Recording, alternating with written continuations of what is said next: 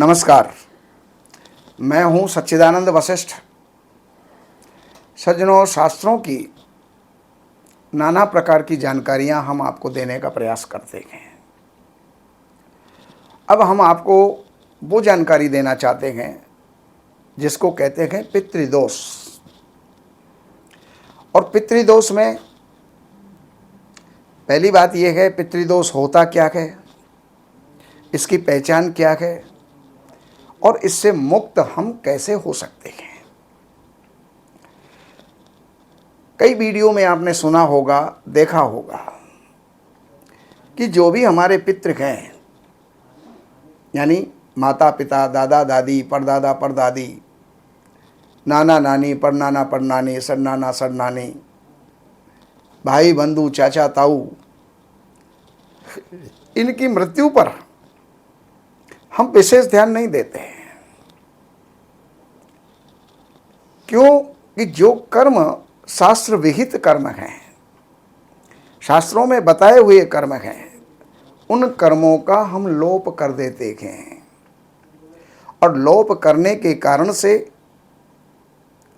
वो जो शरीर है, अगर कोई बहुत ही बड़ा भगवत भक्त रहा है तो वो तो जीवन में भी मुक्त है और मरने के बाद भी मुक्त है। लेकिन इस शरीर से पाप पुण्यमय देह हमारी, ये जो हमारा शरीर है पापों से भी और पुण्यों से युक्त है, तो जीवन के अंदर पाप पुण्यों को भोगना ही पड़ता है। अवश्यमेव भोक्तव्यम कृता कर्म शुभाशुभम। जो भी कर्म है शुभ और अशुभ, उनको हमें भोगना ही पड़ता है। हमने ये देखा कि हमने कर्म कर लिया, पाप किया या पुण्य किया, किसने देखा है? लेकिन वो कर्म हमें भोगने पड़ते हैं। तो पितृ दोष जो है वहाँ से पैदा हो जाता है। जो आपने उनकी यथावत पूरी क्रियाएं आपने नहीं की, जब तक षोडशत्रय श्राद्ध नहीं हो जाते, यानी 48 पिंडदान जब तक नहीं हो जाते और सपिंडन श्राद्ध जब तक नहीं हो जाता, तब तक प्रेतत्व बना रहता है। आप तो सोचते हैं हम मुक्त हो गए, तीसरे दिन चौथे दिन हवन करवा दिया, ब्राह्मणों को भोजन करवा दिया। ब्राह्मणों को तो पता नहीं है कौन सा दिन है, लेकिन उसके दोषी आप बनेंगे। तो वहां से उस आत्मा की जो है गति नहीं हो पाती और वो फिर प्रेत बन करके घूमता है। और वही आपकी कुंडलियों में, वही आपके परिवार में, वही जो है आकर के आपको परेशान करता है। जैसे घर के अंदर हमेशा ही कलह रहना, जैसे घर के अंदर एक आदमी का हमेशा बीमार रहना, जैसे कारोबार में बरकत ही नहीं ना, कमाते तो बहुत हैं लेकिन पैसा बचता ही नहीं है। तो ये सब लक्षण जो हैं पितृदोष के लक्षण हैं। संतान का ना होना, घर के अंदर किसी का अविवाहित होना, ये सारी बातें पितृदोष के अंतर्गत आती हैं। और वो पितृदोष के लिए सबसे बड़ी बात यह है कि पितृदोष से मुक्त होने का एक सहज उपाय है। क्या कहते हैं कि एक तो विधिवत श्राद्ध करो, और दूसरे नंबर पर अगर आपके घर में पुत्र की उत्पत्ति हो गई है तो भी आप पितृदोष से, पितृ ऋण से आप मुक्त हो जाते हैं। देखिए, पितृ ऋण, मातृ ऋण, गुरु ऋण, बहुत से ऋण, देव ऋण, ये हमारे ऊपर जन्म लेते ही हमारे ऊपर लागू हो जाते हैं। आप आए हो, अपने कर्मों से आए हो, लेकिन कुछ ऋण आप लेकर के आए हो और उसको चुकाने के लिए आए हो। आपका आने का जो उद्देश्य है मात्र केवल धन कमाना नहीं है, अपने ऋणों से मुक्त होना है। आप जो है अपने प्रारब्ध को काट देंगे तब जाकर के आप भी मुक्त हो पाएंगे। लेकिन जहाँ शुभ है तो शुभ को भोगने के लिए जन्म लेना पड़ेगा, अशुभ है तो अशुभ को भोगने के लिए जो है जन्म लेना पड़ेगा। जब शुभ और अशुभ हमारे दोनों समाप्त हो जाते हैं तब हम जाकर के मुक्त होते हैं। और हमारा ध्येय परमात्मा होता है, हमारा ध्यान परमात्मा की तरफ होता है, हमारा लक्ष्य मुक्त होना होता है, तब जाकर के हम जो है परमात्मा को प्राप्त करते हैं। तो ये सब बात हो गई। अब एक मैं आपको दृष्टांत सुनाता हूँ। एक जगतकारु नाम के ऋषि हुए और वो जंगल के अंदर कहीं जा रहे थे। तपस्वी जीवन था, गृहस्थ से मुक्त थे, और वो एक कुएं के पास से गुजरे और कुएं के अंदर आवाज़ आ रही, हमें बचा लो, हमें बचा लो। तो उन्होंने कुएं की तरफ देखा कि आखिर कौन है जो अपने बचाव के लिए कह रहा है। तो अंदर कुछ प्राणी जो है लटके हुए बड़की जटा के नीचे, और वो कह रहे हैं कि देखो ये ऊपर जो है दो चूहे, सफेद रंग का चूहा और काले रंग का चूहा इसको काट रहा है, बड़की जटाओं को, और जब ये कट जाएंगी तो हम नीचे चले जाएंगे, अधोपतन हो जाएगा हमारा। और ये जो है सफेद चूहा और काला चूहा, ये क्या है, दिन और रात है।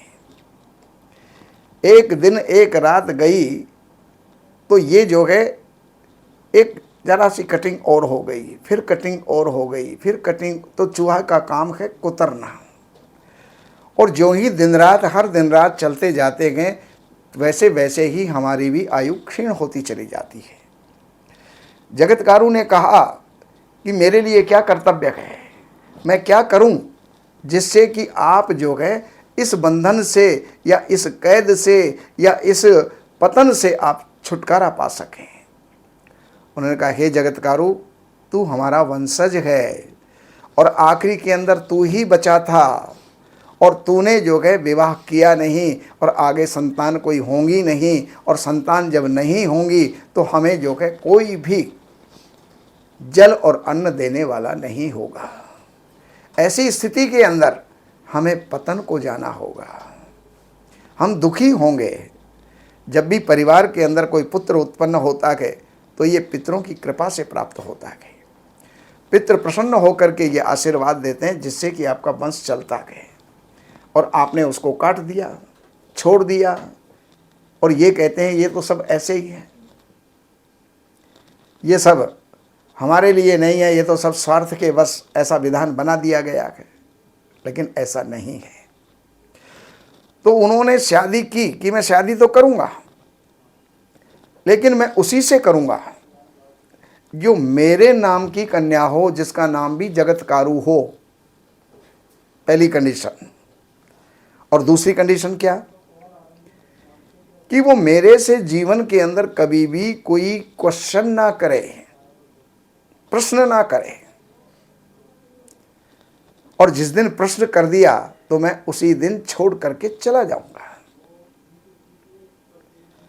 वहां पर वासु की नाग जो है उपस्थित होते हैं, और वो कहते हैं, हे ऋषिराज, मेरी बहन का नाम भी जगतकारु है, आप उससे विवाह कीजिए। तो उन्होंने कहा, देखो मेरे से कभी जीवन में प्रश्न नहीं करेगी, मैं ये क्यों कर रहा हूँ, क्या कर रहा हूँ, कब कर रहा हूँ। उन्होंने कहा नहीं करेगी, वो विदुषी है। विवाह हो गया। लेकिन एक दिन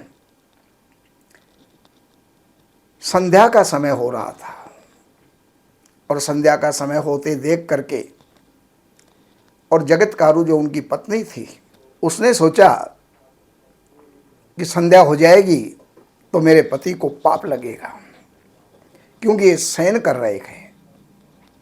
संध्या काले च संप्राप्ते चतुर्कर्माणि वर्जयेत, आहारम मैथुनम निद्राम स्वाध्याय तथैव च। 4 काम संध्या के समय नहीं करने चाहिए।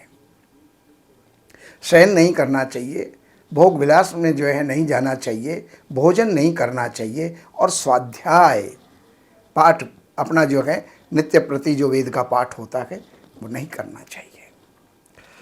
और ये शयन कर रहे गए, और अगर सूर्य अस्ताचल को जा रहा है, अगर अस्त हो गया तो इनको जो है पाप लगेगा। इसलिए ये अगर मुझे छोड़ के चले भी जाए तो मुझे कोई चिंता नहीं, लेकिन मेरे पति का धर्म रहना चाहिए, उनको पाप नहीं लगना चाहिए। और उन्होंने उसको जगह दिया।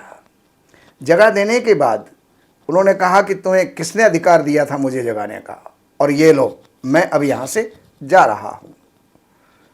तो जगतकारु जो पत्नी थी उसने कहा, हे स्वामी, विवाह का एक फल होता है संतान, वो फल प्राप्त किए बिना मैं आपको कैसे अनुमति दे सकती हूँ।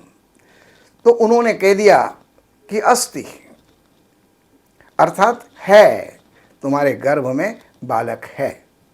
उसका नाम आगे जाकर के आस्तिक हुआ। तो ये पितृदोष से मुक्त होने के लिए संतान का होना और मृतक का पूर्ण कर्म करना, ये आपका कर्तव्य है। अगर आप ये करते हैं तो कभी भी पितृदोष आपके लागू नहीं होगा। ये मैंने जानकारियाँ आपको दी।